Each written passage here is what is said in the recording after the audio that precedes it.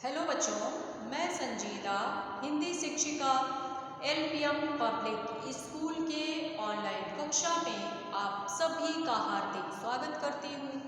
प्यारे बच्चों, आप सभी कैसे हैं? उम्मीद करती हूँ कि आप सभी अच्छे होंगे और खूब मेहनत से अपनी पढ़ाई कर रहे होंगे। तो चलिए आज की कक्षा आरंभ करते हैं। आज हम सब अपने पाठ्य पुस्तक परिवेश के कक्षा 7 के पाठ 5 हमारे दीनू काका नामक कहानी का अध्ययन करेंगे। देखिए बच्चों, यह एक कहानी नहीं है, ये कौन सी विधा है? एक डायरी विधा है और इसकी लेखिका लक्ष्मी जैन जी हैं। डायरी क्या होती है आप सबको पता है। पूरे दिन जो भी कुछ हमारे साथ होता है हम उसे डायरी में लिखते हैं, ठीक है। तो इस कहानी में भी एक बच्चा रहता है, वो डायरी में सारी बातों को लिखता है।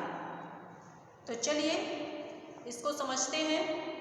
प्रस्तुत पाठ डायरी विधा में लिखा गया है। बूढ़े माली काका नितांत अकेले थे, परंतु सोसाइटी में मिलजुल कर रहने के कारण वहाँ के लोग उनके घर के सदस्य की तरह हो गए थे।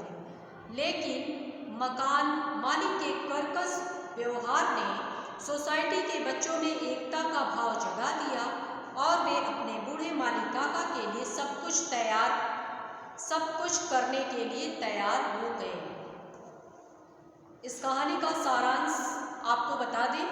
इसमें एक दीनू नाम के एक बूढ़े काका रहते हैं और जो कि सोसाइटी के बीच में एक बहुत बड़ा सा बगीचा होता है, उसमें पेड़ पौधों की देखभाल करते हैं, ठीक है। तो एक बार क्या होता है, इनके घर में कोई और तो रहता नहीं है, ये किराए के मकान में रहते हैं और दीनू काका के न बच्चे होते हैं न पत्नी होती है, ये अकेले ही घर में रहते हैं और बहुत बीमार होते हैं।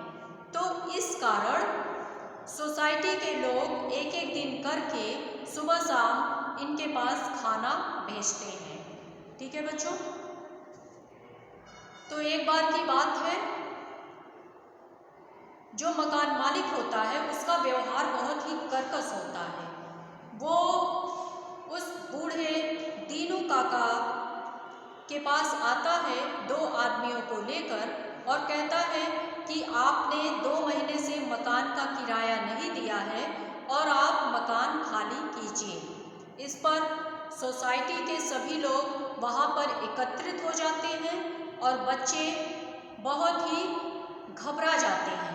तो बच्चों ने अपनी पूरी टीम को क्या किया, एकत्रित किया और मकान मालिक से कहा कि अंकल आपके 2 महीने के किराए कितने हुए? मकान मालिक ने कहा 3000 रुपये। तो बच्चों ने कहा कि आप अपने आदमियों से कह दीजिए कि दीनू काका के सामान बाहर फेंके नहीं, हम लोग अभी आ रहे हैं। तो बच्चे जाते हैं, अपने अपने जेब खर्च के जो भी पैसे उनके पास होते हैं सभी को वो लेकर आते हैं और उसे गिनते हैं। तो उनके पास 2700 रुपये होते हैं और वो उस 2700 रुपये को मकान मालिक को देते हैं और खूब रोते हैं, कहते हैं अंकल मेरे पास बस इतने ही रुपए हैं, आप इन्हें ले लीजिए और कृपया दीनू काका को घर से बाहर मत निकालिए, ये कहाँ जाएंगे। इस पर एक सोसाइटी के अंकल होते हैं, बंसल अंकल, उनको भी बच्चे बुला लेते हैं। उनसे बच्चे, वो अंकल बच्चों की बातों को सुनकर मकान मालिक से कहते हैं कि जो भी पैसे कम पड़ रहे हैं वो मैं दे देता हूँ, आप दीनू काका को घर से बाहर मत निकालिए। तो इसी बात को सुनकर क्या होता है, जो मकान मालिक होता है वो बहुत शर्मिंदा होता है।